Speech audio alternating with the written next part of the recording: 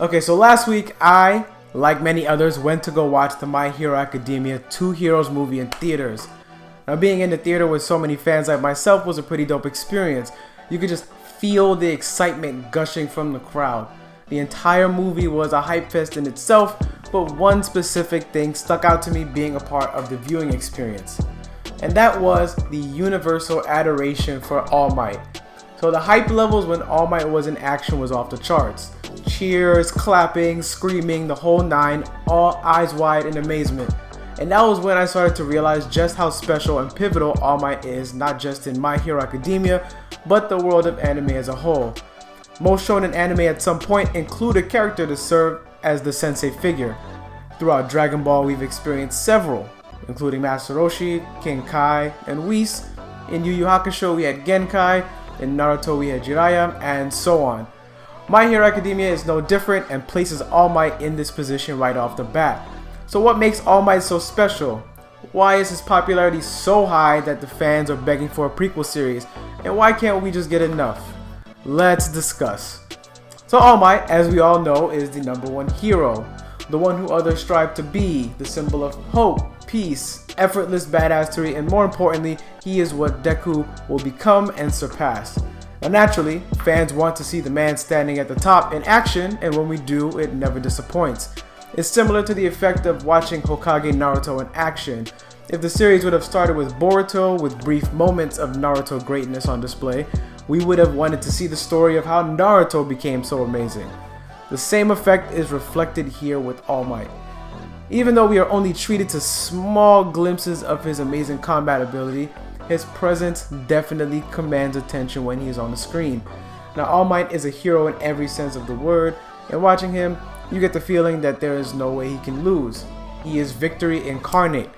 And as a viewer, you almost experience Deku levels of fanboyism while watching him in action, eyes glued to the screen begging for more. This is only one piece of what makes All Might great though. In addition to being this unwavering symbol of strength and peace, the more humanized side of All Might also has us intrigued. You see, Kohei handles the character of All Might with care, steadily building up the mysteries of his past while making sure not to give us too much. Now where we get answers, we also end up with more questions.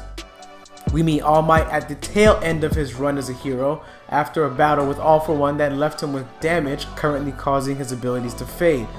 The details of this encounter have always been scarce.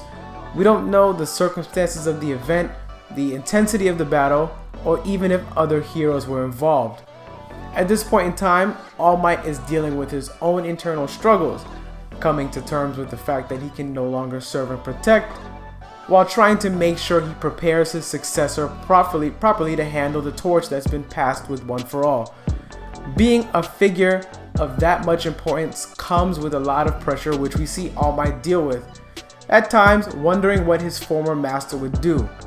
This is important because it shows All Might is not perfect and must also learn to grow.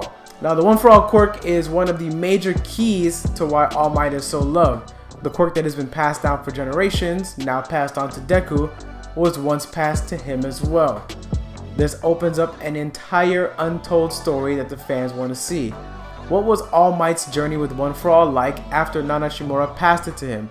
Was it easier for him to handle? What kind of training did he go through?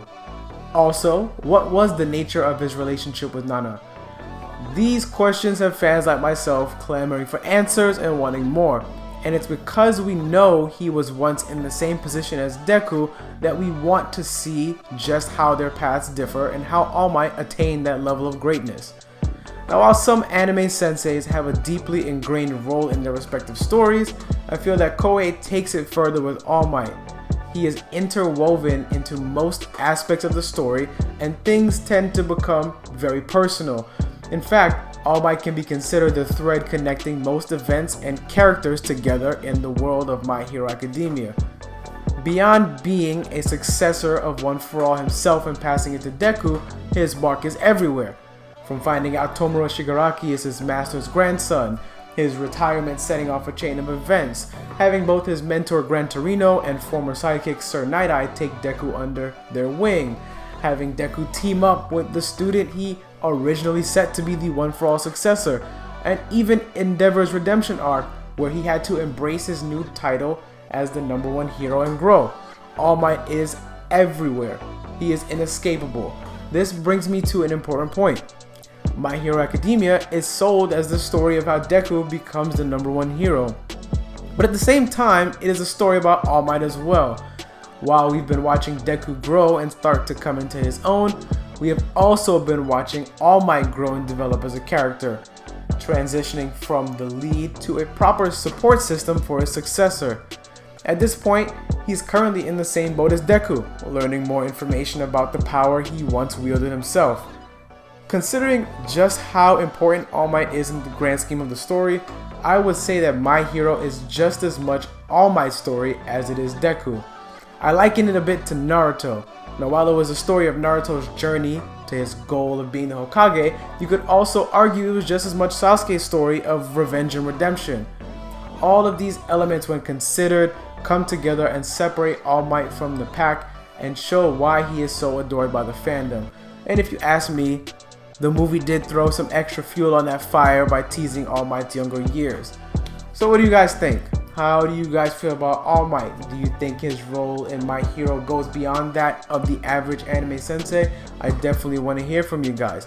Like I said, the movie is what sparked me to come up with the idea for this video, and this video expresses my true thoughts and feelings of what I think about All Might and as it pertains to My Hero and just the world of anime sensei as a whole.